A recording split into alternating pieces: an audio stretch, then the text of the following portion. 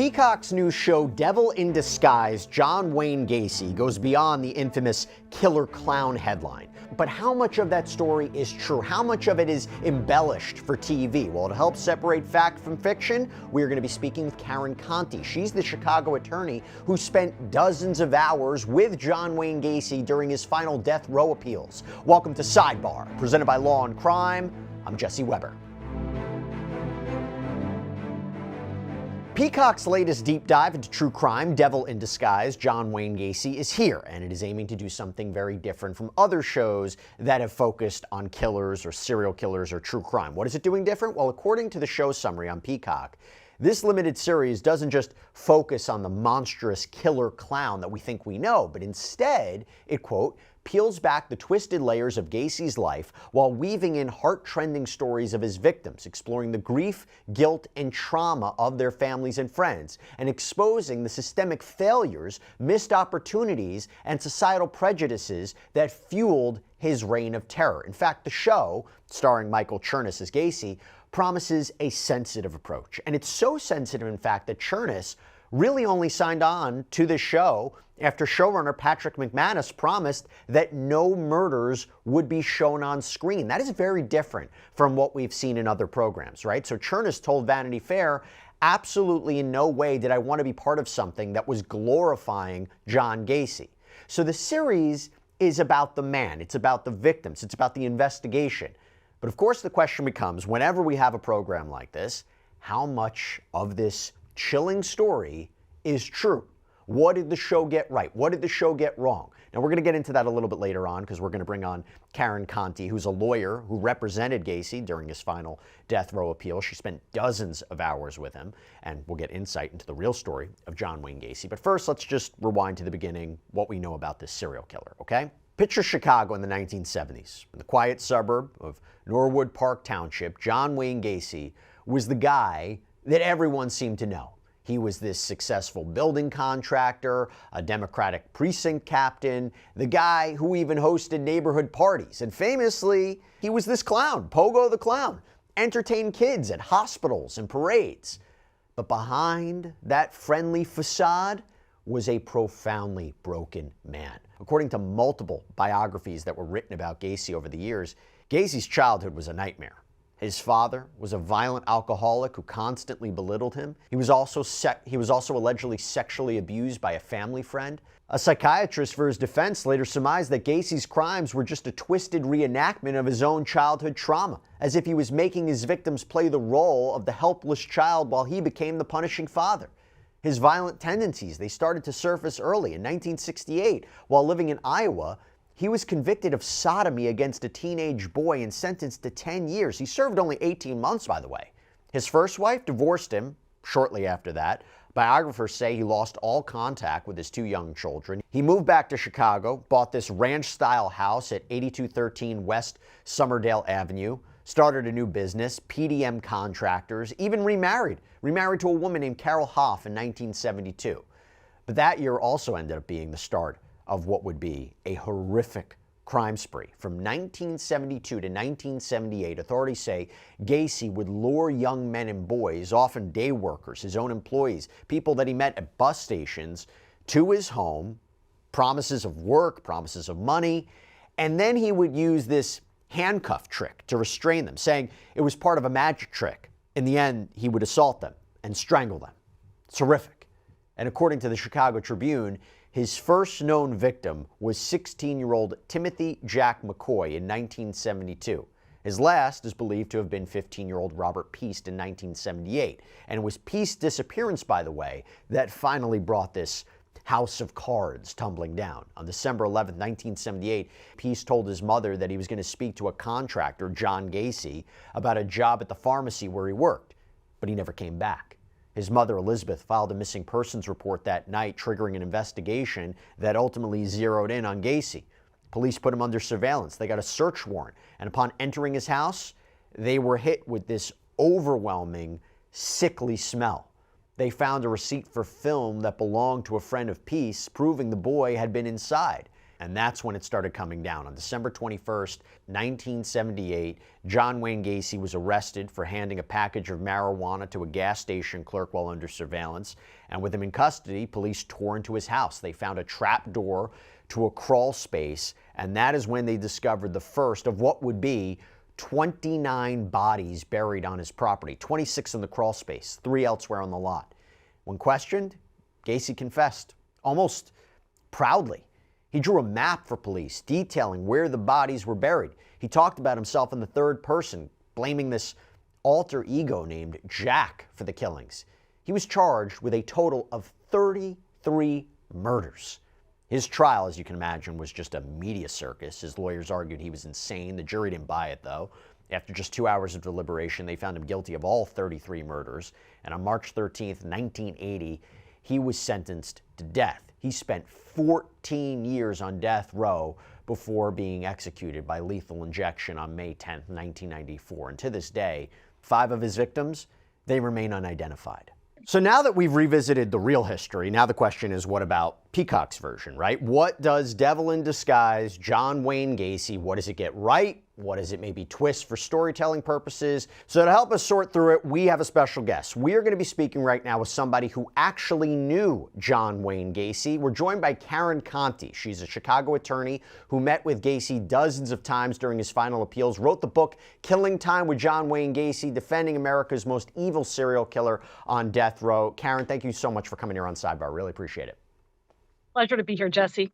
Now, I understand you watched the entire series, okay? You've spent, I believe, over 50 hours with John Wayne Gacy. So big picture, let's start here. What does the series get right about his character, his demeanor, his personality? Let's start there. I think they get it absolutely right. And of all the series that I have seen over the years with the portrayals of Brian Dennehy and William Forsythe, this actor, Michael Chernish, gets it right. He has the demeanor, he has the looks, he has the accent, and most importantly, he has the vocabulary. And when I say that, I mean that Gacy was kind of a plain-speaking street guy, but he was full of braggadocio. He was a bullshitter, if I can say that. He was a person who was always in control, always manipulating. And even the words he used were words that he used in real life. And I have tapes of him, and I actually went back and listened. And I thought, gosh, they got his phrasing absolutely spot on.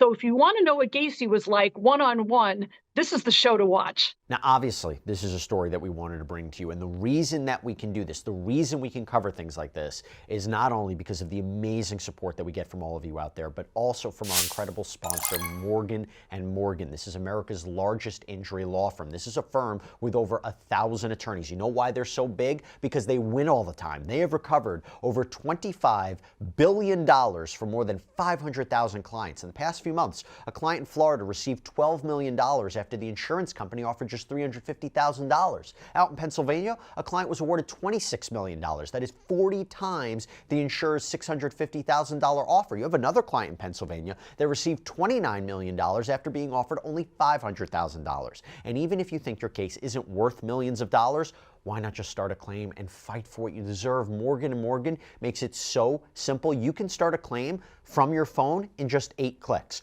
So if you're injured, you can easily start a claim at forthepeople.com/LC Sidebar by clicking the link below or scanning the QR code on screen. In other words, was he this charming, salesman-like figure that we see in the show?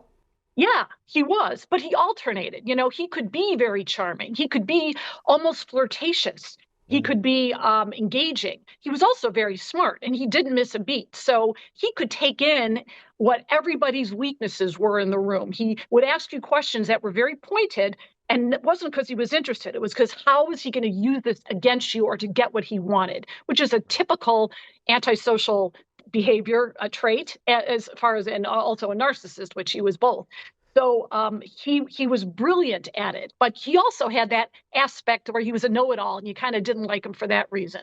Did you get any sense of there's these dark spots, right? Did you get ever a sense of, oh, there's an opening to how evil he was? Or if somebody met him, they would have absolutely no idea. I mean, were there these darker openings, these signs? No, there really weren't, because everyone thinks that a person who does these evil things has fangs or is going to show his true colors. But I will tell you, I sat with him knowing what he did in great detail, unfortunately for me. And just looking at him, I could not reconcile the person I was talking to with what I know he did. So he hid it. He was a very compartmentalized person. And you did not, I mean, once in a while you saw maybe a comment where he would try to disparage the victims and say things like, well, what were they doing out late at night anyway? And they were a bunch of hustlers. But you saw that in the series where he really denigrated them, like as if to say they weren't worth living anyway. So that was really the only glimpse that I ever saw into how he really, put his brain around this whole thing. In other words, and I don't mean to put words in your mouth, he never really showed any kind of remorse. I mean, he'd already been on a death row for quite some time when you met him. Never any sign of remorse? None whatsoever. In fact, he thought of himself as a victim. He absolutely thought of himself as a victim, and you see in the series where he's talking to his lawyer at the trial level, and he's basically saying, "Oh, I killed this guy in self-defense. Oh, this one wanted money from me. Oh, this one did this to me," and 33 times, right? So just it's surreal to see that again after all these years that he's been gone, do the same thing. I want to get a little bit more into specifics here and see what might be true, there might have been some creative liberties. So the series opens with the disappearance of Robert Piest, right? This 15-year-old boy who's vanishing, by the way, finally unraveled Gacy's double life. All of that true? I mean, that would be the one that blew this whole case wide open, right? Yes, I think that was pretty accurate. I don't see anything in that depiction that was not accurate. The poor mother, it's her birthday. She's going to pick up her son, her beautiful 15-year-old son, who's trying to get a job and working at a pharmacy. She's in the parking lot. He's not there. She has no idea why. Gacy took him, told him, hey, we're going to get you a job. And by the time she got home, he was probably already being tortured. So yes, that was very accurate. And Robert Piest is the reason that Gacy ultimately got caught. And it was the mother who pushed the issue to make sure the cops went over there to investigate it. And this is something, Robert Piest's case, that you write about quite vividly in your book. What does Robert's story mean to you personally? I have to tell you, just because I represented somebody who did these horrible things, doesn't mean that I don't have compassion for the victims. Of course I do. And I represent victims all the time in different manners. So for some reason, there was a connection with him. I represented Gacy, when I was just out of law school. But when he was committing his crimes, I was in high school. So he was the boogeyman growing up in Chicago. And I really, for some reason, connected with Piest because he was my age. He was the same year in high school. He was a kid that, you would like to have dated, and he just for some reason, he haunts me. Gacy doesn't haunt me. Gacy was never frightening to me, but I always felt like, what could I have done to save this kid? I know that sounds ridiculous, but could that have been prevented? Could that boy's life have been saved? And, it's just something that haunts me. No, I understand. By the way, what was it like to represent him, and what were the legal arguments that you were making? We'll get a little bit more into the case, but what was it like to represent him, and what were your arguments? Well, it was a losing case. Spoiler alert, it didn't end well, but at the very end, when he has a death date set, you are all out of all traditional appeals. All the appeals that you have over 14 years are gone. So now you're doing your Hail Marys. And, basically we said that, you couldn't use the lethal injection machine because it was a failed method of execution, which it did fail with Gacy. We used all kinds of arguments about the jury instructions, about him not getting a fair trial. All the things that we kind of rehashed but came up with new arguments. We knew it was going to be a tough one, but I will tell you, part of the reason that I represented Gacy was because I'm against the death penalty. And when you represent somebody on death row, you're kind of making an argument for the rest of the people on death row who might have really good defenses like actual innocence, et cetera. So you're kind of setting a precedent, hopefully, to help other people on death row, be exonerated. And in Illinois, we had 12 exonerations and 12 executions within a certain number of years period. So we weren't getting it right at all. Was John Wayne Gacy nervous about being put to death? Not at all. In fact, when I was the one who had to tell him that the U.S. Supreme Court had turned down his very last appeal, and he couldn't be bothered with it. He was making jokes to me, saying that one of the justices dissented. He said, "You make sure that you send him a thank you note from John Gacy." And he told me, your name is in your obituary. My name is going to be in your obituary. And he was bragging to the end. He was not nervous. I almost thought that he didn't really get what was going to happen to him. But I told him what was going to happen. I told him when it was going to happen. I told him how it was going to happen. And he did not seem nervous at all. I want to just go back to something with Robert Peace for a second. So his mother, Elizabeth, is shown filing this $85 million lawsuit against the people that she felt had failed her son and others. That lawsuit actually happened? It did. It was dismissed.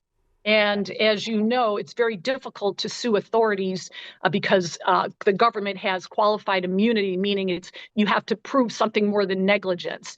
And her lawsuit basically blamed the Iowa prison system because, as the film shows, he was incarcerated in Iowa for sodomizing a young man and was released very early, got a 10-year sentence and was released in 18 months.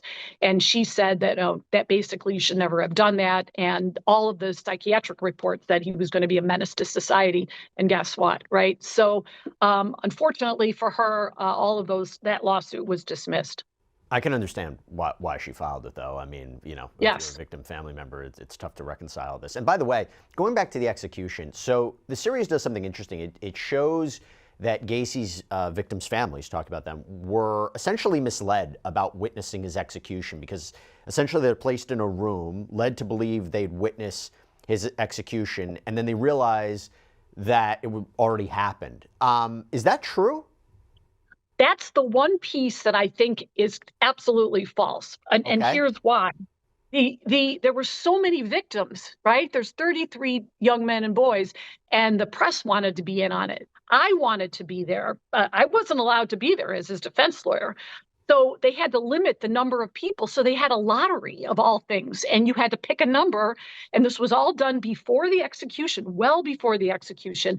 And so the people that were in that room were largely media people with a few victims' family members. So the idea that they didn't know ahead of time that they weren't going to get to witness it is not true. And why where did that even come from? I mean, where do you think they even, how did that even come to be? Well, I think from an artistic standpoint, you see in this that the victims over the years, these boys were being killed. They were working for Gacy. They were last seen with Gacy. The police were ignoring the parents' calls. One parent called 100 times to say Gacy was last seen with my son. They didn't want anything to do with it. He was sodomizing young boys. He was being arrested. The charges were dropped. It was just a nightmare. So I think what the producers and the directors were trying to show is that the victims got the raw end of the deal here at the beginning, during the time that they should have been, had their young men, their cases investigated, but also at the end, that they didn't even get to see Gacy executed, which they desperately wanted to do for some closure or whatever closure. So I think they took a little license with that, but they were denied the opportunity, but I think they knew about it ahead of time. Right. Well, talk about the victims. One very disturbing detail that's mentioned in the series is this so-called handcuff trick. So the show kind of explains it the way Gacy described it to investigators, convincing his victims to restrain their wrists before killing them. Is that accurate? That is accurate. Yes. Okay. Yeah. He would. It would be a joke. He'd say, "Hey, this is the handcuffed trick." He'd do it on himself, and he'd say, "Okay, look, I got out of it. Right now, you try it." And the poor kid would put the handcuffs on, and the trick was that he now had them under control. So, and that's how he had to do it because Gacy wasn't a big guy. And in fact, he was about 5'8", 5'9". He wasn't a particularly strong guy. And some of these young men were, they were young and they were, they could have fought him off had they not been handcuffed. So, yeah, that is true. And as you try to make sense of this, these crimes and what he did, we hear this fictionalized Gacy, like referring to this darker version of himself, this other side, Jack Hanley. Is that something, a name that he ever mentioned to you, this alter ego, anything like that? So by the time I represented him, he was very institutionalized and he had come up with his view on how he wanted to be viewed. So he never talked to me about that stuff. I read probably 14 inches of psychiatric reports. Yeah. And some of the shrinks said, yes, I do believe that he had this dual personality, almost a schizophrenic type of thing, where he'd go into this Jack Hanley mode, who was a police officer, and he was there to kind of help the boys, but then the boys got in his car and then, then he was the good John, who was the family man and who was the hardworking business guy. I'm not sure I would buy into the idea that he had a split personality. I think he had a dark side. I think that some of the boys who escaped said something came over his eyes. He'd have this dark look, this vacant look when he went into his torture mode. And I believe you hear that from other people who are victims of killers and rapists. So a split personality, no, but definitely two different sides to who he was. What do you think drove him to do it? Yeah, isn't that the great question? And that was one of the things that I thought about hours and hours, and I still think about. And, I think it's both nature and nurture. He grew up in a very traditional 1940s, 50s home where the dad went to work and mom was kind of passive. And the father was an alcoholic and the father beat him. There's no question about that. But a lot of people come from that environment and don't kill 33 boys. So I think he knew at a young age that he was homosexual. I think that he was raised in a strict Catholic family. And back then, homosexuality was not accepted. And he tried to deny who he was. And I think he confused sexuality with violence. And I think that maybe what he was doing is every time he killed a young man who he thought might be a homosexual, he was killing a part of himself. That's what I think. It's an interesting perspective. No, it's interesting thinking about it like that. When people think of John Wayne Gacy, it's the clown angle. That's a big part of this. I want to dissect that a little bit because the series shows Gacy performing as this party clown, marching in parades, making balloon animals, visiting children's hospitals, and he's basically hiding this darker side. I mean, the show, he basically says putting on the clown makeup was as relaxing as drinking. How accurate was the portrayal of the clown angle in this program? I thought it was very accurate. Gacy was very proud of his clowning. And just to be clear for your viewers, I mean, he never picked up a boy when he was in his clown getup. Okay, so obviously, I mean, people wouldn't probably go into a car with a guy dressed as a clown. He just did this on the side, and I think there were a couple things. I think it made him look like a good guy, and he liked to look like a good guy, a charitable person who donated his time. I also think it did mask that dark side of him, and I think it allowed him to get away with doing things that maybe wouldn't be acceptable. And there's a piece in this series where he talks about how he's in his clown suit and he gets to grab women and do all kinds of stuff because he's anonymous.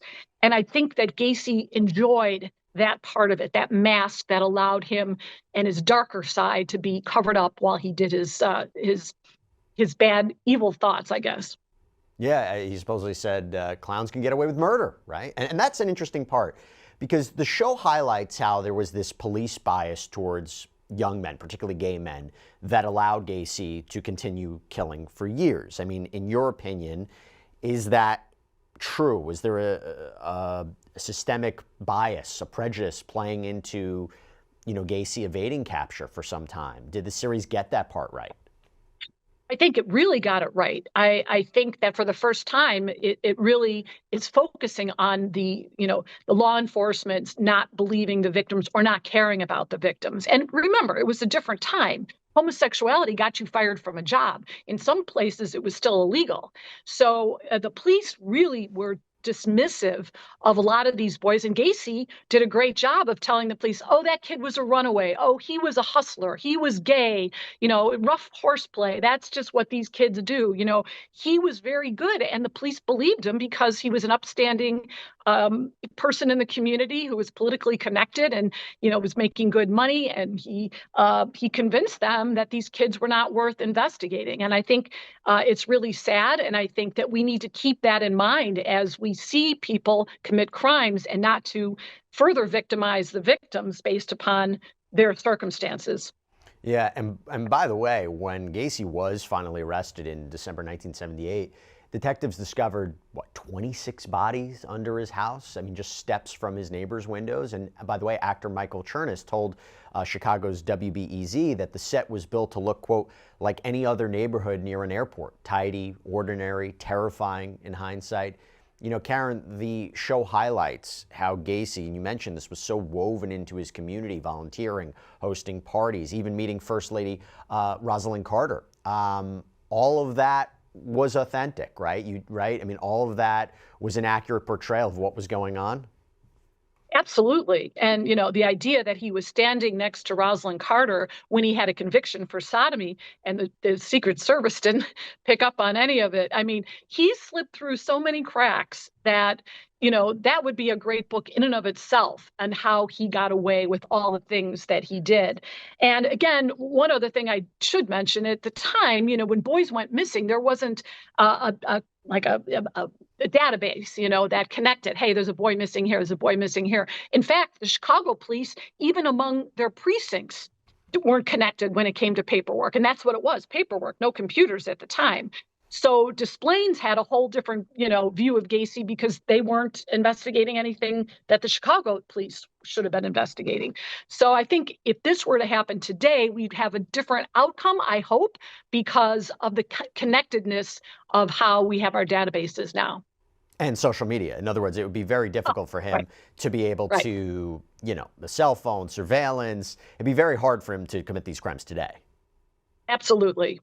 Absolutely. And I think we know more about serial killers. Yeah. I think the idea that he was incarcerated, I got a 10-year sentence in Iowa, should have been a red flag. I mean, he would have been a sex offender. He would have had to register. Everyone in the neighborhood would have known who he was and what he did. So yeah, it was a different time. And you look at the changes, and those changes are obviously very good. And that's why you're seeing fewer serial killers. I want to talk real quick about the lawyers. So the show depicts Gacy's defense attorney, Sam Amirante, as torn between this kind of professional duty and this moral disgust, but still being drawn essentially to the notoriety of this. You think that was accurate? Absolutely accurate. I know Sam, and I will say this, everybody who's been associated with Gacy from a legal standpoint has done well in their careers. And I'll put myself in that bucket too. Bill Kunkel, the prosecutor, went on to become a great judge. He had a great legal career in a big law firm. Terry Sullivan wrote a book. He also had a great career. People are fascinated by your association. So they put you on a pedestal for no good reason other than you're associated with a horrific crime. Makes no sense, but you see that all the time with celebrity lawyers. Yes, Sam Amirante, when he sat through that confession, there was a scene there, a couple scenes where Gacy was drinking heavily, and that's where he confessed to Sam. And Sam to this day is shaken to the core by listening to the details of the crimes, because Gacy had an excellent memory and he was very visual, and he could recount exactly where he was, where he picked up the boys, what they looked like, sometimes their names, what their souvenirs were, what he did to them. And that was traumatic to Sam. But Sam is also a true believer that everyone is entitled to a defense. So I think it did capture it, Jesse. I think the show did a good job. And how has it affected your life, your career, representing him at one point in time? Well, at the time, it was terrible. I mean, clients quit me and I got death threats. But afterward, it was more like I was a novelty. It's like, hey, she represented John Gacy. It's like, that's disgusting, but what was it like, right? Everyone's interested in what it was like. So I used that to my advantage. Of course I did. I went and I taught law school. I taught the death penalty, which was a great thing to do. I've done a lot of legal commentary. I have a radio show in Chicago because I got used to talking to the press. I wrote a book. And so, I think it has been really good for my career, strangely.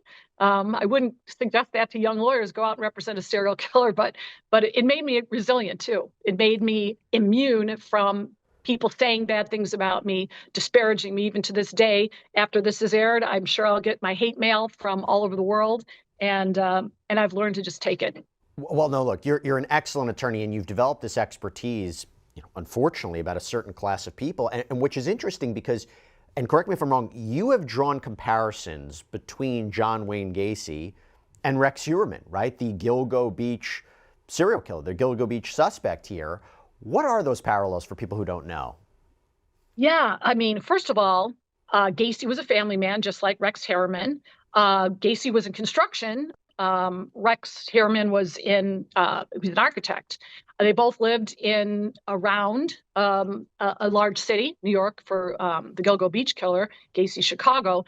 And they both targeted people who weren't going to be missing. Not all of them, because Rob Peast was a kid whose family was very connected. I think he just got sloppy there. But a lot of the people that Gacy found were runaways, people at a Greyhound bus station, maybe people who didn't have any money, so they were hustling sex. And we know the Gilgo Beach murder went undetected because all of his victims were sex workers, and they were disappearing all in that same area, yet nobody was doing anything about it. The other thing that's a parallel is in the Gilgo Beach case, if you really get into it, there was some corruption going on in the local police department and the prosecutor's office. And I'm not saying there was corruption going on in Chicago, but Chicago was just messing this up. It wasn't doing what it was supposed to be doing, even given the time. So I think you have this very similar. Just he would stalk his victims. He chose them carefully. I think there's so many parallels here. Yeah. Before we wrap things up, just big picture here, as you look back on this show, you said it seems mostly accurate, particularly its depiction of Gacy. You mentioned that the execution, certain aspects of it were some creative liberties. Was there anything else about it that you felt stretched, that was overly dramatized, that were things that, that wasn't exactly true? As we look back on it, were there certain aspects of this that you said, I think that this is just inaccurate. I want to clear the record? I don't think there was anything exaggerated. And that's why I think it was a good piece, because you really didn't see the violence. They could have put the violence in there, but we don't need to see that. We know this was focused on the victims. I do think that the victims piece, where they had the kids before Gacy abducted them, have relationships and have jobs and have aspirations and made mistakes. And I think some of that probably was fictionalized, because how would they know? They probably don't know. But I think it added to the idea that these weren't just boys with their face, on a podium in a courtroom. These were kids who had things to do in their lives and parents who cared about them. And I think that even if that was fictionalized, it added to the importance of this series. Well, Karen, listen, I really, really appreciate you taking the time to come on here and trying to separate fact from fiction and explain a little bit more of your experience with John Wayne Gacy. And if anybody's interested, again, I encourage them to take a look at your book, Killing Time with John Wayne Gacy. Karen Conti, thank you so much. Really appreciate it. It's a pleasure, Jesse. Take care. And that's all we have for you right now here on Sidebar. Everybody, thank you so much for joining us. And as always, please subscribe on YouTube, Apple Podcasts, Spotify, wherever you should get your podcasts. You can follow me on X or Instagram. I'm Jesse Weber. I'll speak to you next time.